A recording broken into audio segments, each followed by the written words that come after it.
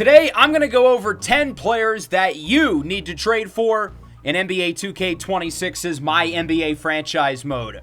Make sure to hit the like button, subscribe to the channel if you're new, and don't forget to hype the video as well for more NBA 2K26 content. The 10 players I picked today are guys who usually perform really well in the simulation at this game. Of course, I've been doing a lot of test sims for my settings and sliders, and I've noticed that these players, compared to their overall ratings, are generally quite good. I tried to pick a mixture of guys who are sort of established, already rated in the 80s, along with younger, more under-the-radar players who are really easy to trade for. For today's exercise, we are going to pick the Charlotte Hornets as our team. The trade negotiation difficulty will be on the default 50, and I'm going to turn all of the trading sliders off. The point of today's video is not trying to make fair trades with the CPU. Rather, it's showing how easy it is to get these guys, so why worry about all the financials? The first player I'm going to talk about is Scoot Henderson with the Portland Trail Blazers. He's understandably fairly hard to get, given that he's a young third-year guard with a fun, high-flying skill set.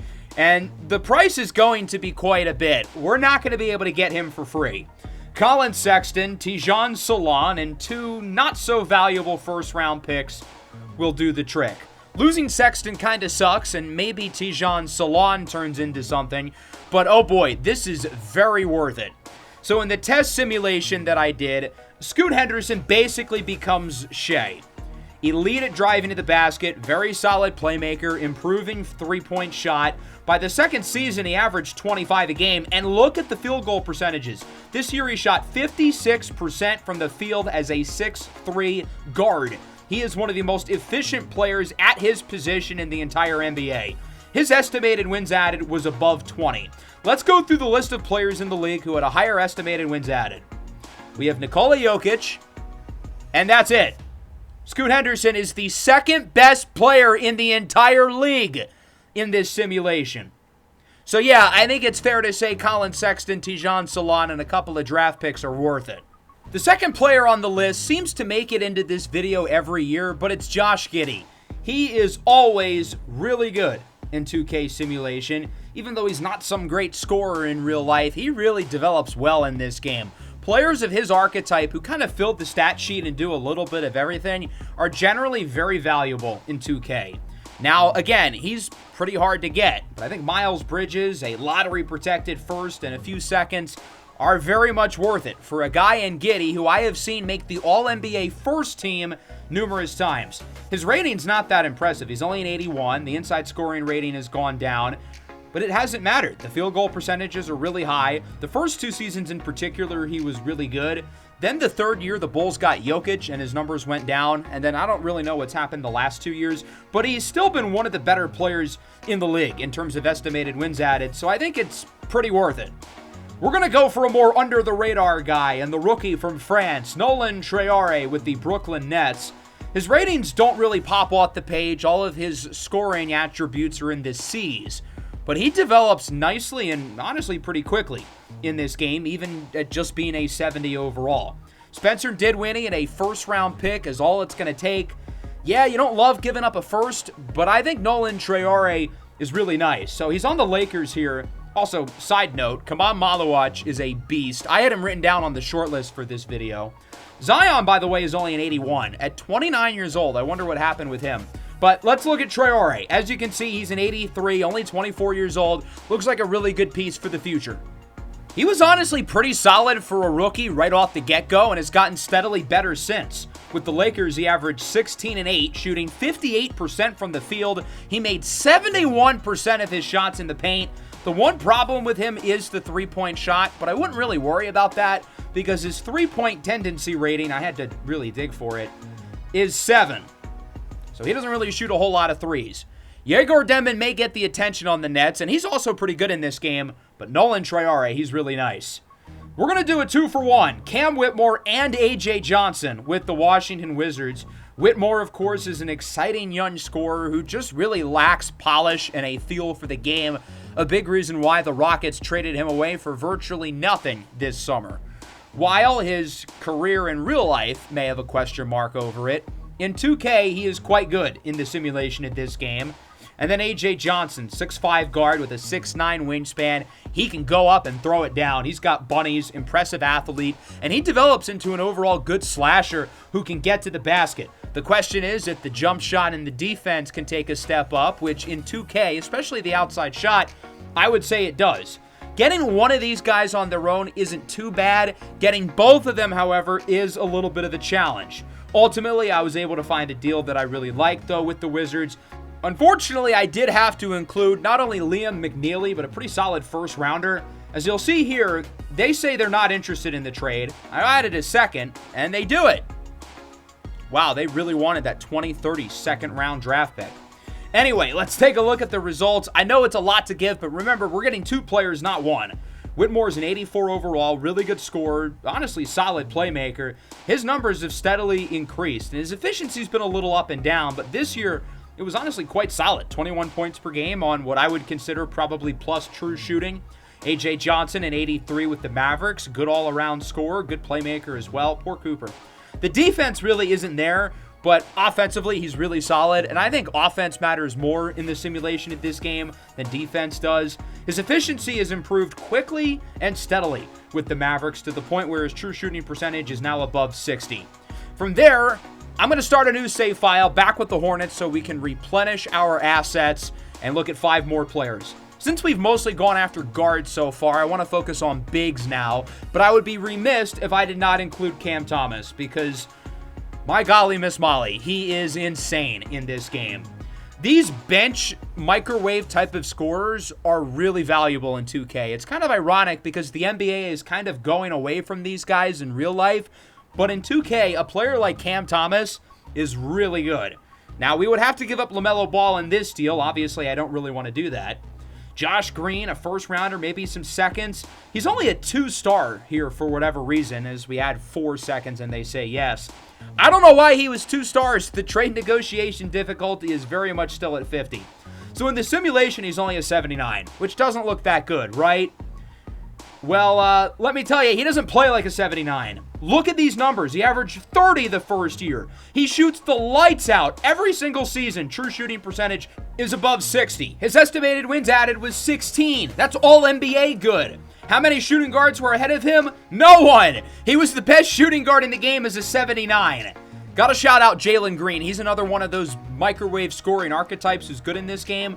But Cam Thomas is rated lower. He's easier to get, and he's honestly better. Brandon Ingram was a guy I was surprised to see was kind of a cheat code this year, but he's sort of nasty in 2K simulation. A lot of the players on this list are younger. He's not. He's going into his 10th season. He's made the All-Star team before, but he seems to kick it into another gear in his 30s, which is impressive because he's averaged at least 20 points per game over the last 6 seasons. Now, given that he's an 84, he's not going to be easy to get, and again, I'm not trading LaMelo Ball. This looks a little better, but I don't really want to give up the draft pick for Emmanuel quickly. Miles Bridges being the main piece, though, I think would work. I gave up a couple of other players in a first-rounder. Miles Bridges did make an All-NBA team in one of the sims I did, but that was when I was testing injuries and everybody was hurt. So as you can see, 5-6 years into the future, he's an 85 overall. Roughly the same as he is currently. His numbers, though, are really, really rock solid. 26 points per game this most recent year on, again, lights out shooting. I'm trying to find fixes in the sim for all of these super efficient seasons because this is just not realistic. But if you use the base settings, then you're going to have guys like Brandon Ingram shooting this well.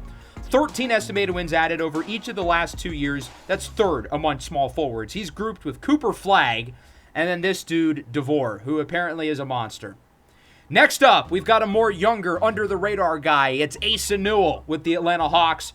A little bit of a tweener in terms of his size. Does he have the quickness and the spacing ability to play the 4? Can he defend like a 5? Well, as he develops in 2K Sim, I think he can kind of do both of those. Don't really want to give up LaMelo or Kneppel or Brandon Ingram. So I think maybe like Tijan Solon straight up is honestly a good deal. I know Solon is 3 stars and Newell is 2, but I think Ace Newell is a lot better in this game, and honestly in real life too, than Tijan Solon. So I think this 1-for-1 swap is completely worth it. 5 years into the future, I think this Hawks team just made the finals with Ace Newell as their 3rd highest rated player.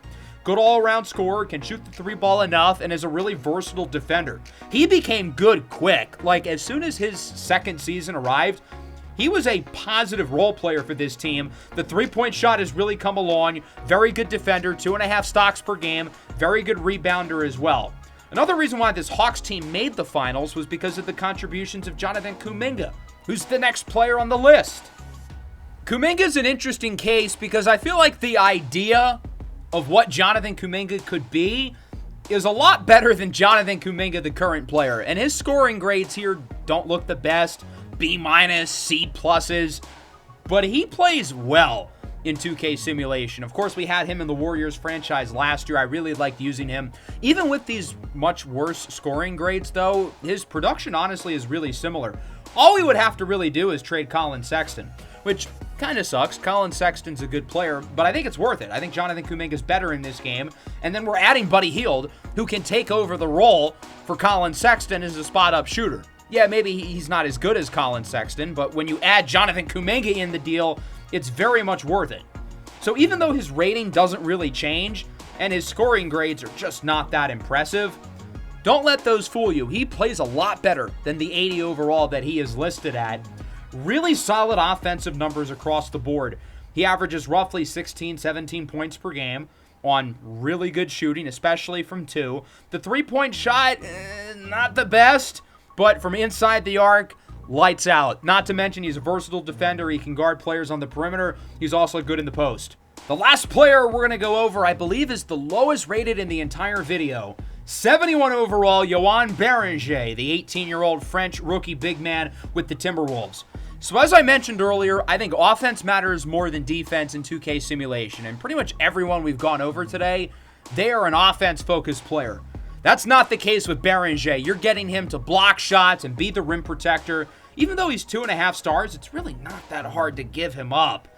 Yeah, I wouldn't love trading Liam McNeely, but if you can get him and Terrence Shannon, that sounds great.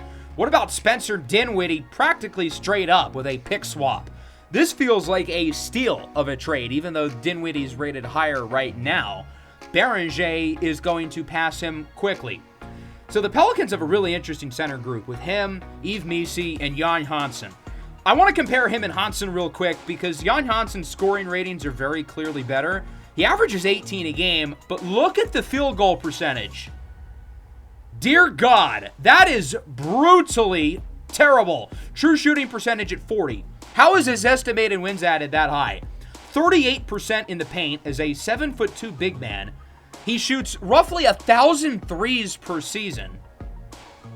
What's the appeal with Jan Hansen in this game? Beringer is naturally not as gifted of a scorer, but you're getting really good rebounding, really good defense. Like, yeah, the scoring numbers are low here, but as a starter, he'll grab 10 rebounds a game, he'll block shots, and he's efficient, unlike Jan Hansen. Now, his estimated wins added was lower, which doesn't really make a lot of sense to me because he's a better defender than Jan Hansen. Sure, he's averaging a lot less points, but that's also a lot less missed shots. So that's going to wrap up the video. I hope this helped you guys out in terms of looking for trade targets in your MyNBA franchises. Again, make sure to leave a like, subscribe to the channel if you're new. Peace out.